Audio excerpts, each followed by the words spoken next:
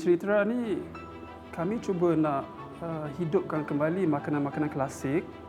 Makanan tu cantik, di pinggan, sedap dan playful sikit. Mengambil idea dari luar negara, mengolah menggunakan barang tempatan. Itu adalah satu yang memberi kepuasan kepada saya.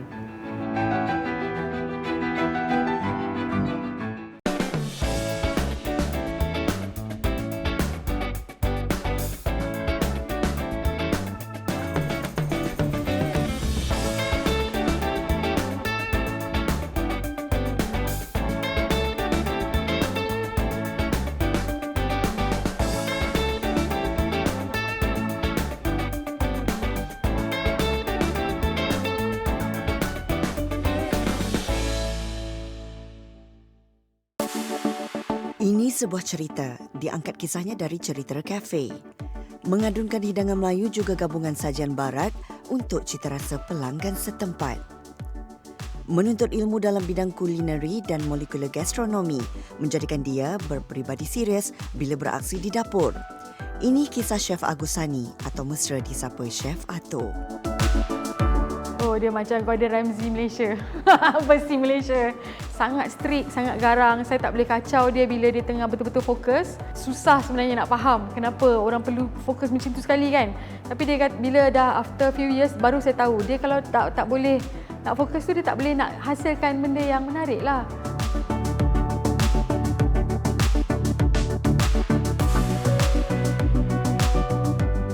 Sebelum saya kenal Chef Ato ni, saya cuma banyak melihat di televisyen chef-chef yang termasyur ni atau terkenal daripada overseas yang kebanyakannya dia sangat particular tentang dia punya persembahan. Tapi saya sendiri tak pernah ada pengalaman sehinggalah saya jumpa Chef Ato di mana saya nampak sendiri cara dia, telitinya beliau, dan dia memang mengambil berat tentang dia punya persembahan.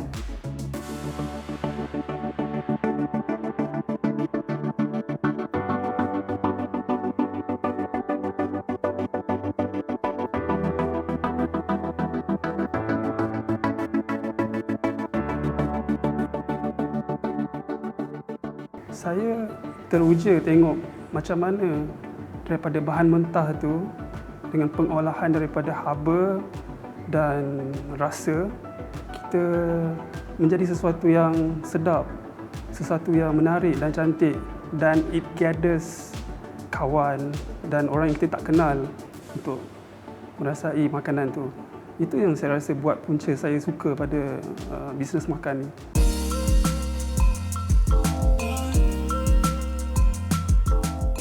Biarpun 10 tahun mengumpul pengalaman di Hotel Nun Jauh Beribu Batu di benua Eropah, kesungguhan Chef Ato dalam dunia masakan bermula sejak kecil lagi apabila melihat ibu menyajikan hidangan buat keluarga.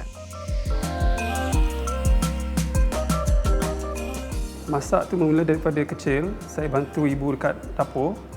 So, minatnya timbul di situ. Kemudian saya sambung belajar di UK, Thames Valley University. Jadi lepas tu saya dapat offer kerja di Hilton Group dan Royal Garden Group. Lepas tu tahun 2010 saya pulang ke Malaysia dan start bermulanya bisnes di Melaka dulu.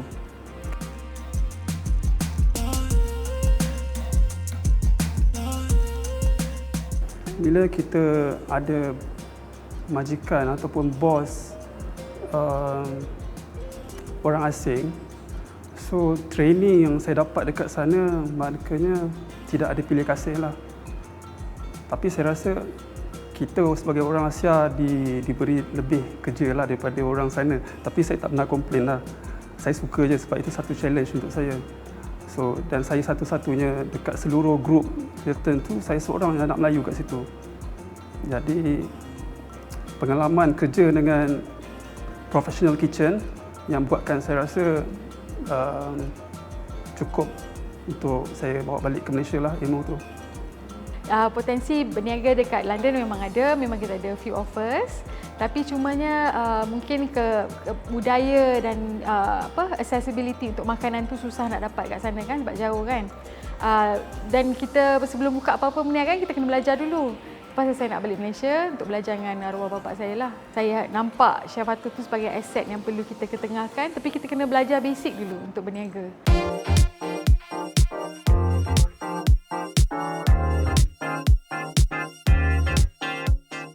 Saya cuba untuk buat kelainan sikit di masa di Melaka tu.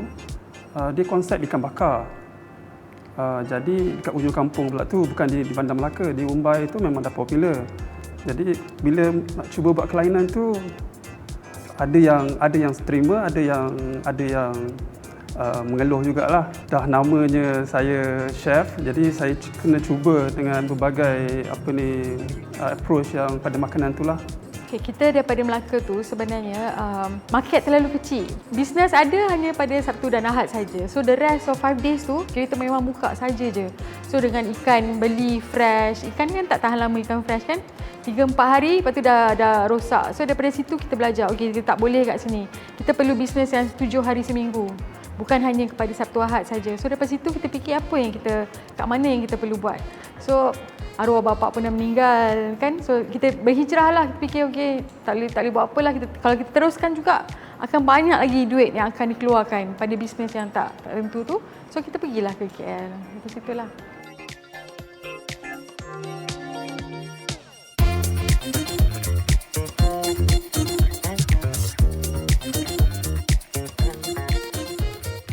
Di Ceritera ni kami cuba nak hidupkan kembali makanan-makanan klasik, makanan yang dah dilupakan, makanan yang dianggap renyah nak dibuat, makanan yang saya rasa makanan Melayu ni sebenarnya nilainya bagi saya sangat tinggi. Tetapi makanan Asia lah sebenarnya, bukannya hanya makanan Melayu, makanan Asia ni. Tapi makanan Asia kalah dengan makanan Barat. Kalau makanan Melayu dijual lebih daripada RM10 dah dianggap mahal. Tanpa mengambil kira makanan tu bahan dia digunakan fresh, renyahnya nak dibuatnya. Tapi kalah dengan makanan Barat. Padahal tak sama nilai dan harga yang sepatutnya lah.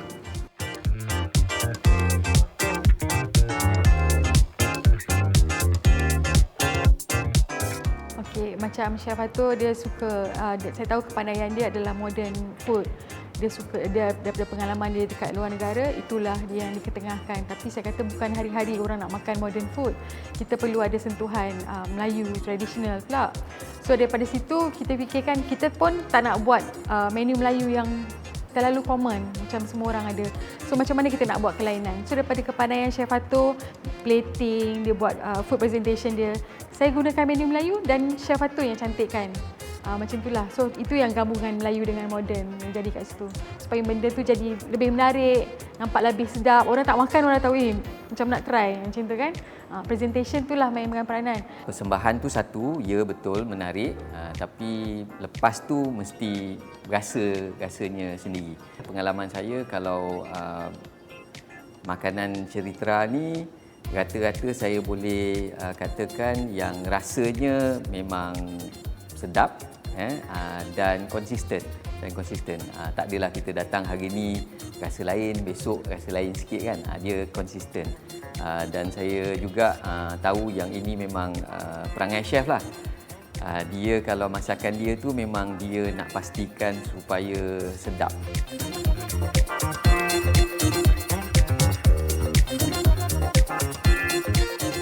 Saya suka make it enjoyable moment. Makanan tu cantik, di pinggan, sedap dan playful sikit.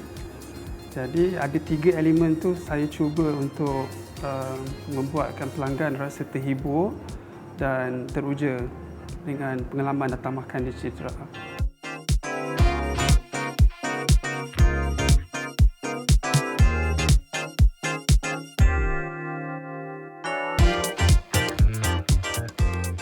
Untuk nanti dekat Ceritera Cafe Denai Alam, kita akan buat gabungan 2 menu ni lah. Akan ada dalam 20 menu, 10 Melayu dan 10 moden menu. Dan kita akan beri banyak choice juga lah kepada pelanggan kan. Pasta-pasta memang ada dan beef short rib itulah saya rasa itu yang susah orang nak dapatkan. Dan Melayu biasalah kita ada daging salai, kita ada asam pedas, kita ada ikan bakar. Benda macam tu juga saya nak bawa juga.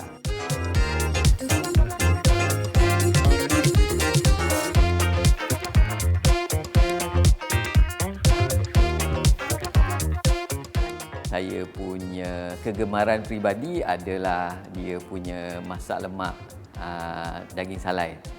Kalau boleh ada yang kuah belimbing sikit tu kan, itu memang saya punya kegemaran lah. Tapi juga dia punya sambal, dia punya ulam-ulaman tu memang sedap, dan ianya selalunya segar. Mixture tu ataupun percampuran dengan dia punya lauk utama dengan hidangan-hidangan tepi tu selalunya memang sangat kena.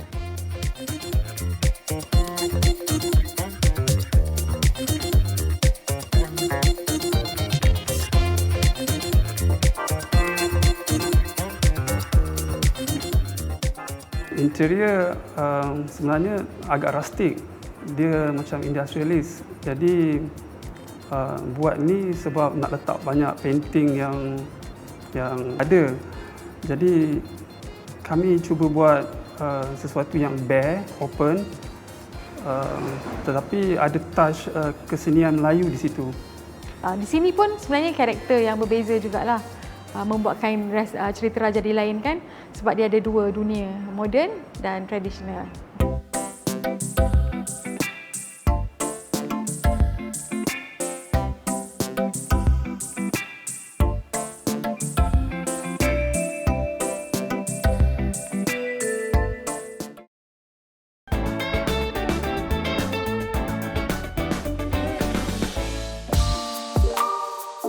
Kualiti dan rasa hidangan amat penting demi kepuasan pelanggan.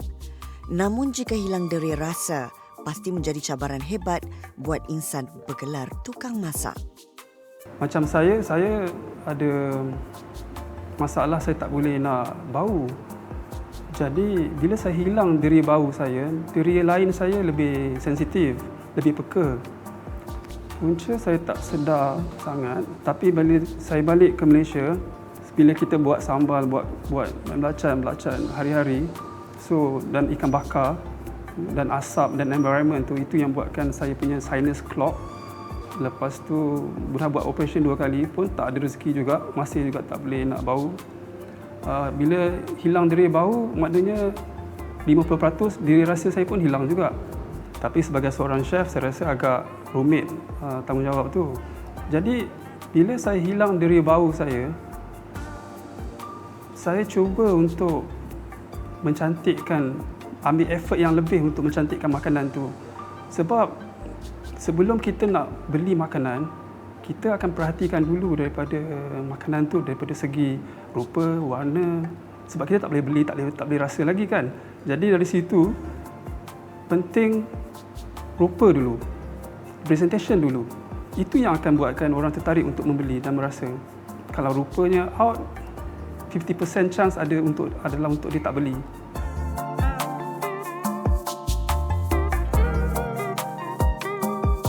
Setiap menu di Citra kita wajibkan untuk ada SOP dan kita buat test sendiri R&D sebelum kita keluarkan makanan tu. So Linda dan ada saya punya seorang staff saya dah memang dah di-train untuk merasai makanan tu, untuk kenal dan tepat macam mana yang makanan yang kita nak keluarkan tu.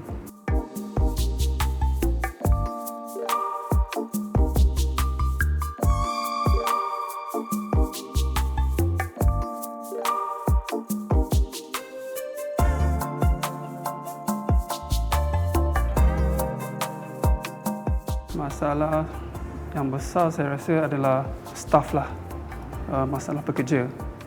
Mendapatkan pekerja yang committed, yang ada drive kerja yang tinggi, agak sukar. So daripada saya start daripada Malaysia tu 2010 sampai sekarang, saya rasa saya hanya dapat dalam kurang daripada 10 anak watan yang betul-betul committed nak belajar dan nak bersungguh-sungguh dalam F&B.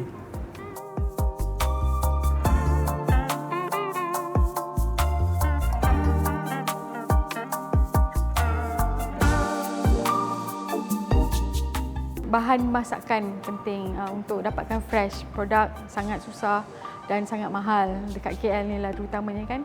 So kebanyakannya pada saya selalu dapatkan yang fresh, tapi bila kita dapat fresh tu harga tu mahal, kita tak boleh jual mahal. So benda tu selalu membuatkan saya macam susah nak letakkan harga pada pelanggan kan. So banyak juga kita terima feedback yang kadang-kadang food kita kadang-kadang mahal kan. Tapi diorang tak tahu yang sebenarnya bahan yang kita dapatkan tu memang sangat fresh. Memang yang terbaik lah selalunya. Kita menggunakan bahan-bahan yang segar. Bahan-bahan yang segar itu kerja sebagai seorang chef ni dah 50% dah senang, dah siap sebenarnya. Kalau kita menggunakan bahan yang kurang kualitinya, kurang kesegaran dia, makanya kita perlu banyak pengolahan daripada segi bahan-bahan yang chemical yang lainnya. Kita perlu bantuan daripada MSG dan sebagainya. Tapi kalau makanan yang segar, makanan yang fresh ni, kita tweak sikit dah sedap insya-Allah. Jadi di situ yang pentingnya adalah menggunakan bahan-bahan yang segar dan terpilih.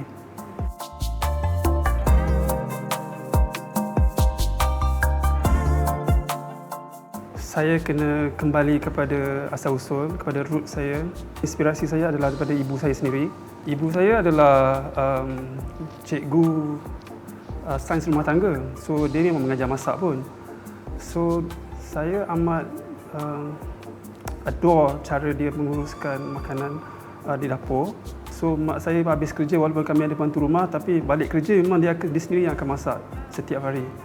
So pengurusan dapur dia tu memang cemerlang lah bagi saya, dengan cepat dia, dengan teraturnya.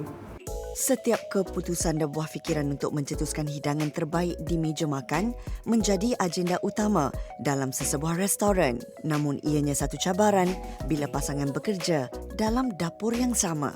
Bekerja dengan suami memang susah lah kan, sebab saya tahu dia terlalu profesional sangat. Saya tak boleh profesional, saya kena fun sikit, saya tak boleh serious all the time. So benda tu pun nak adjust pun ambil masa. Tapi bila kita fikir balik, saya kena hormat yang dia punyai kepakaran dia dekat situ.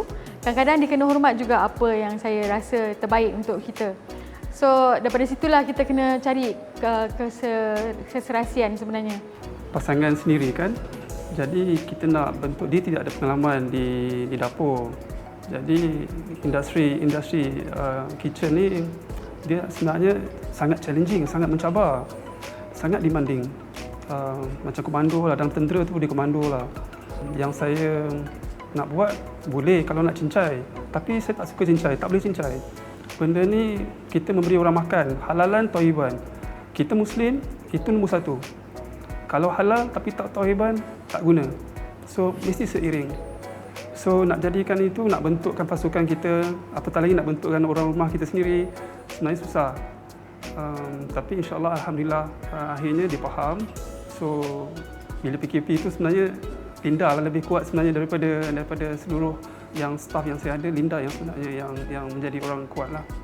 Linda merangkap marketing kita orang juga. So dia yang suka buat research, dia yang suka bersosial, dia yang suka mencari idea-idea baru. Jadi bila dia ambil tanggungjawab tu, senang untuk saya menjadi kreatif, senang untuk saya untuk membuat challenge-challenge yang baru. Jadi tanggungjawab tu dipikul bersama. Linda juga sekarang dah masak juga. So alhamdulillah multitasking lah.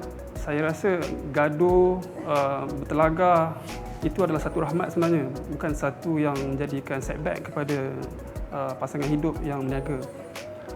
Kalau kita asyik setuju dengan semua perkara, saya rasa itu tak sihat sebenarnya. Sihat lagi bergaduh, kalau bergaduh tu sihat. Saya kena buktikanlah yang benda tu bagus, idea tu menarik. Kalau tak, Linda akan betulkan benda tu tak jadilah.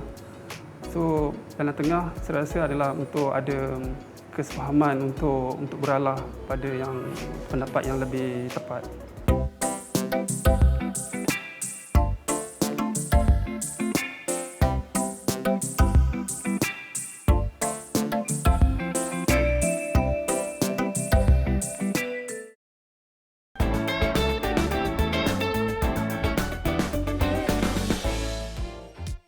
Setiap hidangan pasti membawa 1000 kenangan.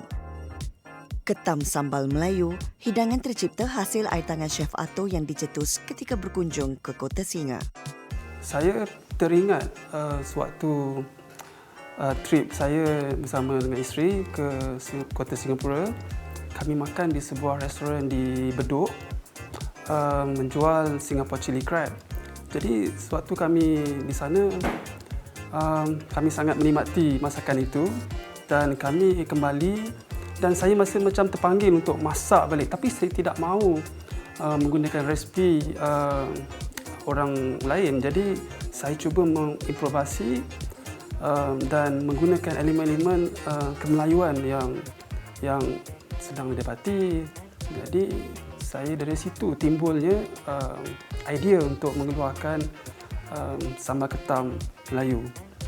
Jadi kenapa dia berbeza daripada masakan sambal yang lain? Sebabnya penggabungan belacan, udang kering dan yang istimewanya daun kunyit. Jadi alkemi kepada makanan, tiga-tiga bahan yang saya gunakan itu menghasilkan sesuatu daripada humble, bahan asas yang sangat asas, menjadi sesuatu yang sangat istimewa dan disukai oleh pelanggan-pelanggan setia kami.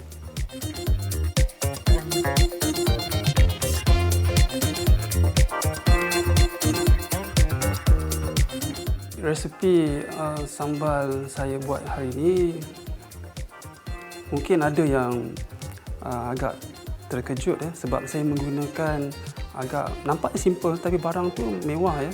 Ada belacan, ada udang kering. Jadi kebanyakan kalau dah pakai bahan perasa kepada sambal itu menggunakan ikan bilis ataupun menggunakan udang kering, dia tak pakai belacan dah. Lagi satu, belacan itu pula kadang-kadang kalau kita lebih, dia akan menjadikan bau harum tu tak ada pada sambal tu.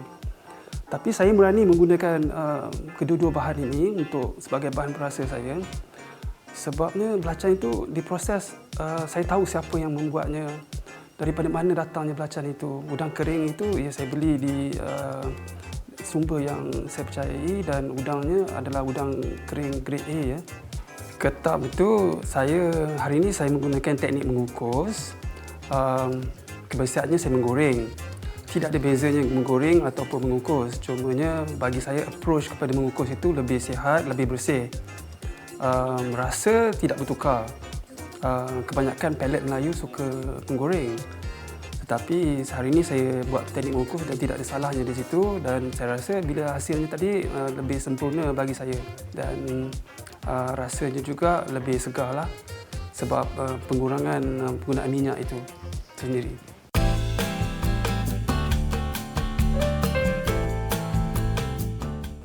Bahan-bahan yang digunakan adalah cili kering telah dikisar lebih kurang dalam 200 gram, bawang merah 1 biji bawang merah besar, bawang merah sederhana 3 biji, bawang putih 3 biji, udang kering seperti saya kata tadi adalah 50 gram, dikisar halus, belacan 1 sudu makan yang telah dibakar, daun kunyit yang telah lebih kurang dalam 3 helai daun kunyit dihiris nipis. Of course ada bahan perasa seperti garam dan gula. Saya menggunakan gula brown sugar.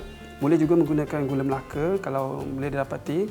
Setelah dikisar, asing ya, kisar barang kisar itu adalah bawang merah, bawang putih, udang kering dan juga belacan bakar.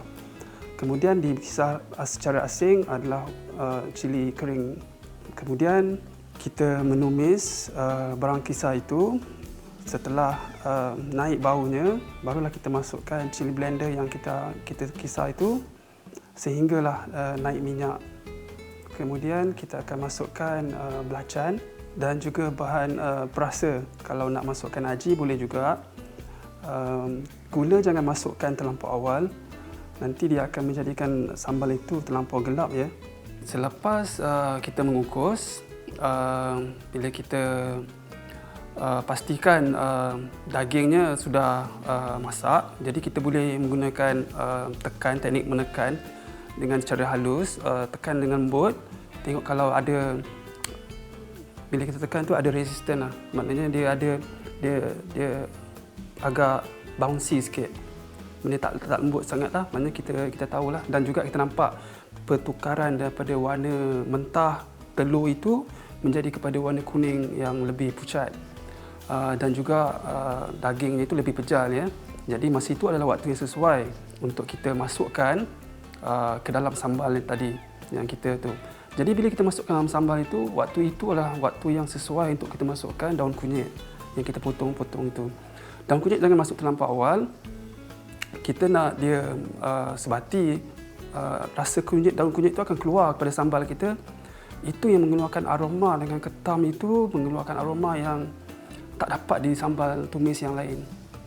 Dan akhir sekali, setelah dah sebati, barulah kita akan masukkan gula. Setelah masuk gula, jangan terlampau lama kita menggaul. Kita boleh, dah sesuai dengan rasanya, kita akan matikan api. Dan selesailah kita punya sambal ketam Melayu.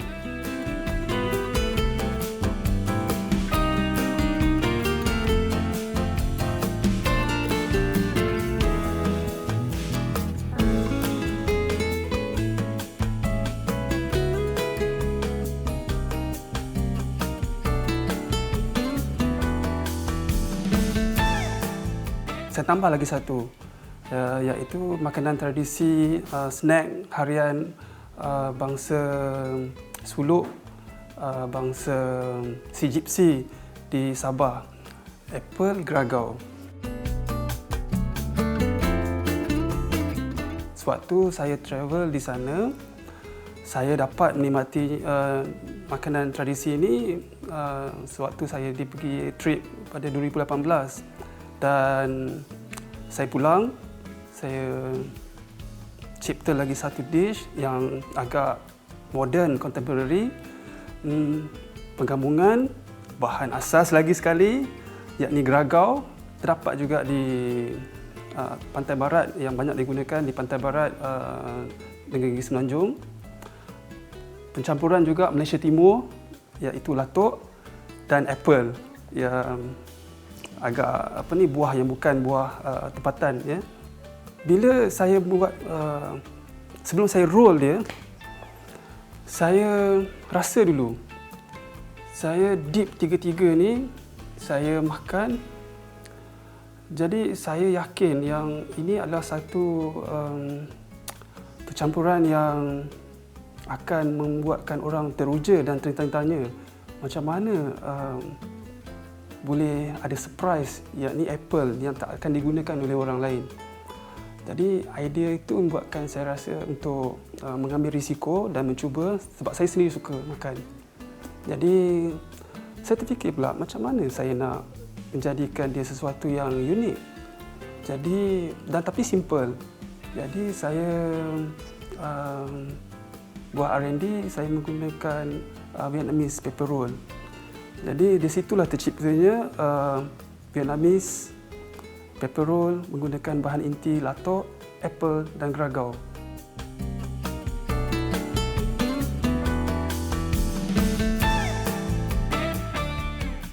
Bahan-bahan yang diperlukan untuk membuat Vietnamese roll saya ini adalah telur dadah sebagai kulit untuk penghiasan di bawah lapis kulit spring roll itu. Bahan intinya saya menggunakan, hari ini saya menggunakan wakame, juga sejenis rumpai laut, juga latok, lobak merah, geragau, apple yang telah disagat. Geragau yang saya gunakan tu saya toast dahulu, saya sangai dulu dengan biji-bijian. Juga saya menggunakan salad romaine sebagai bahan penyegarnya. Kemudian kita ambil sekeping paper rice dan kita celupkan ke dalam air di suhu bilik. Kemudian kita akan place it, letak di atas kain dapur itu.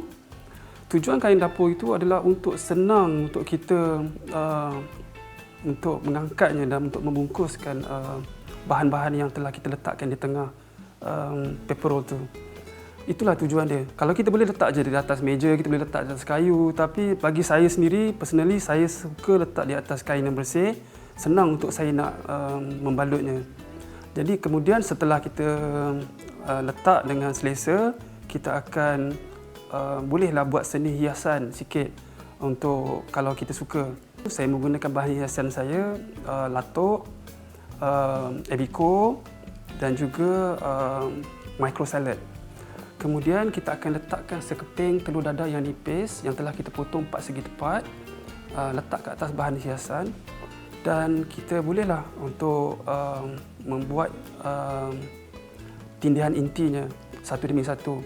Saya menggunakan wakame pada hari ini. Saya juga menggunakan romaine salad, apple yang saya sagat, geragau, bijian dan juga bawang putih goreng. Kemudian kita terus menggulung seperti kita menggulung tikar dan kita akan letakkan di atas pinggan. Boleh untuk dipotong, boleh juga dimakan begitu tanpa dipotong.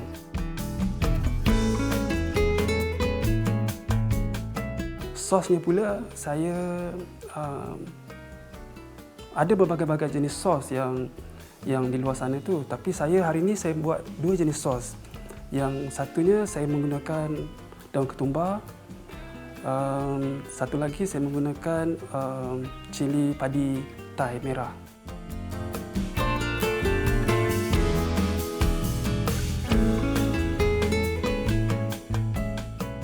Ini juga adalah idea yang saya dapat sewaktu saya pergi bercuti berbulan madu lah di Venice, Itali.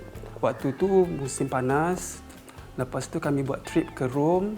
Jadi di situ ada gelato, aiskrim. Sangat banyak keluar waktu musim panas. Jadi memori yang indah tu saya teringat dan saya nak buat satu kelainan. Sebab saya bosan menggunakan vanila dan bahan-bahan import yang lain. Saya cuba nak memodern, contemporary-kan tapi resipi daripada negara barat, saya cuba menggunakan bahan-bahan daripada yang dapat di Asia, khususnya Malaysia lah. Jadi air mawar dan juga pistachio. Penggabungan itu saya gabungkan dengan krim dan juga susu pekat manis dan juga sedikit garam yang saya akan pukul di atas di dalam bowl yang telah saya sejuk bekukan. Kemudian saya akan letakkan dalam mold selama 6 ke 8 jam.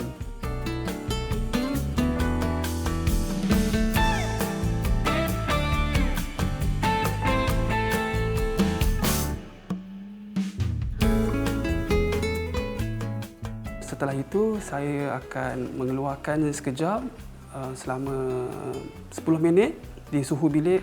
Barulah saya akan memotongnya untuk diletak di atas pinggan. Seni hiasannya adalah saya membuat buih daripada buah stroberi dan juga buah limau. Jadi rasanya agak masam untuk kontraskan rasa manis daripada air mawar pistachio aiskrim saya. Pistachio itu bagi saya akan keluarkan minyaknya yang akan memberi rasa kepada aiskrim kita itu. Kalau kita panaskan sekejap, boleh juga dalam oven, boleh juga di atas pan. Toast tanpa warna, hanya untuk mengeluarkan minyaknya saja dengan api suhu yang sederhana.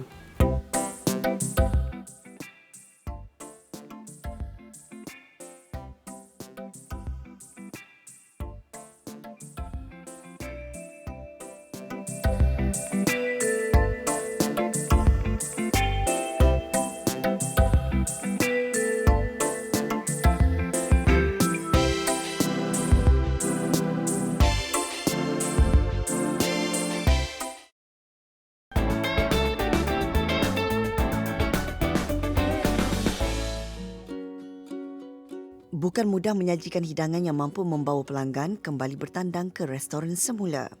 Namun itulah penghargaan termahal buat seorang chef. Kepuasan tu bila kita dapat idea yang baru, idea yang fresh. Saya tak nafikan saya juga mengambil idea daripada chef dari seluruh dunia. dan kita cuba mengolahkan menggunakan barang-barang tempatan. Banyak produk-produk tempatan yang saya belum lagi exploit, buah-buah hutan, ulam-ulaman tempatan, herbs yang ada di tanah Melayu sendiri.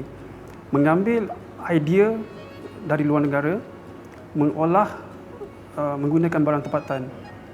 Itu adalah satu yang memberi kepuasan kepada saya. Cerita kafe penuh kisah jatuh bangunnya. Namun semangat melihat ia terus melangkah jauh tidak pernah hilang. Malah semakin tekad untuk terus berkembang. Potensi itu sangat besar.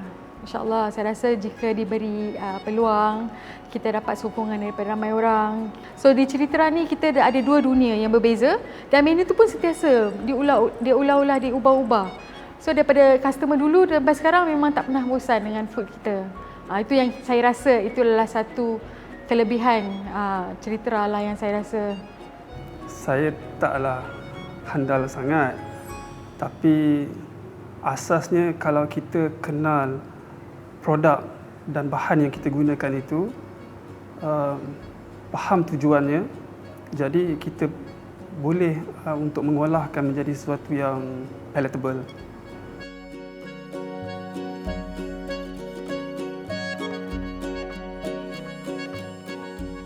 Saya dapat peluang untuk tengok chef prepare makanan tu sendiri. Dia yang sediakan, dia yang susun aturkan persembahannya tu. Dan itu secara tak langsung memberikan kita satu persepsi yang wah, kalau macam tu sekali dia sediakan makanan ni mesti rasa best. Dan dianya akan memberi kita pembuktian bila kita rasa dan memang rasanya sedap. Dan itu memberikan kita keyakinan yang persembahan mereka dan makanan mereka itu sendiri memang sedap.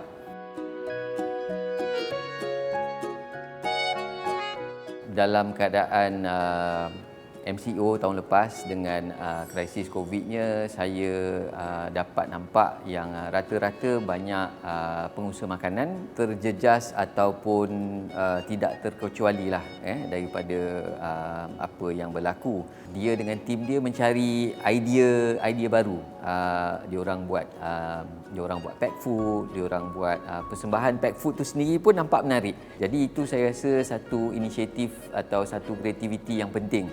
Jadi saya nampak usaha mereka untuk menambahkan keunikan dan juga mencari jalan supaya makanan mereka masih boleh dipersembahkan dan dikongsi dengan masyarakat di luar. Alhamdulillah ada je rezeki untuk kami, sebab kami pelbagaikan ruang untuk berniaga itu. Kami tidak terikat hanya di restoran. Kekuatan kami di catering dan juga pack food. 70% makanan Cerita lebih kepada catering.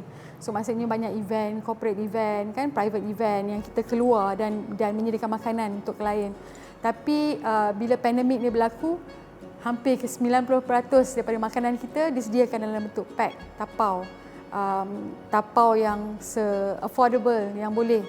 So kita tukarkan konsep tu supaya kita matchkan kepada keadaan yang berlaku sekarang.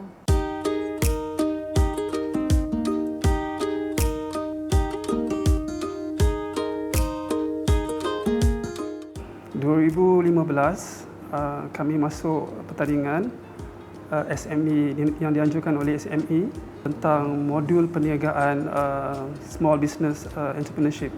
Jadi kami menjadi johan pada tahun 2015 itu. Itu adalah sesuatu yang Cerita sebagai satu pasukan berjaya untuk menang pada tahun itu.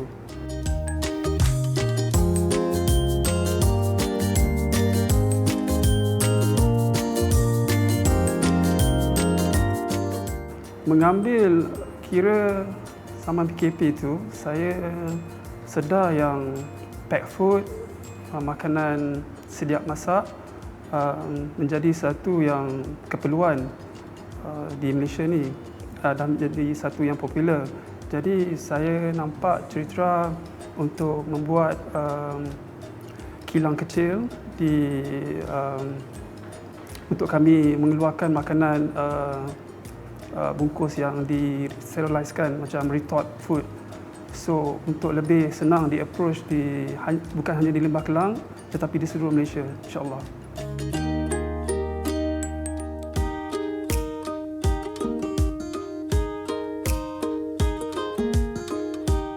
Kita akan boleh berkembang sekiranya kita masih mendapat sambutan dengan ramai orang kan.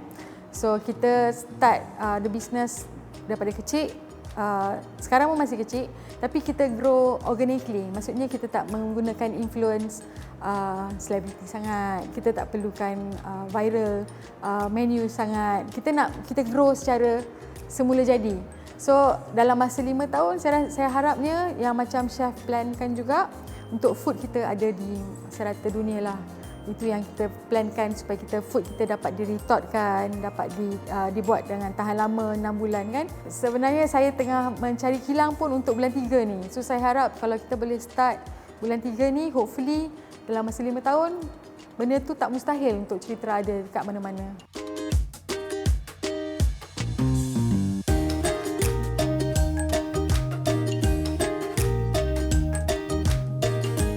Harapannya supaya Ceritera boleh bertahan dari segi dapat bertahan perniagaan kami ni mungkin sampai lama lah kan, 20 tahun lagi insya-Allah, dan kita dapat mencari tim yang bagus supaya Chef Fatu boleh buat macam dari saya punya plan sebenarnya saya nak chef ada training school dia sendiri, sebab apa yang dia ada tu sangat rugi sebab dia kan makin meningkat kita kan. Sangat rugi tak dipaskan kepada orang lain yang boleh. Itulah harapan saya supaya benda tu tak mati kat situ. Kita boleh create another Chef Fatu di masa akan datang. Itulah saya punya harapan sebenarnya. Harapan saya untuk Ceritera untuk boleh melebarkan perniagaan kami global, produk makanan retort kami supaya sampai di kawan-kawan yang ada di luar negara. InsyaAllah nanti kami akan pergi ke arah situ. Dari hidangan Melayu membawa ke cita rasa Barat, inilah kekuatan Ceritera Cafe. Semoga terus hebat merangsang rasa dengan sajian baharu yang istimewa untuk pelanggan setia.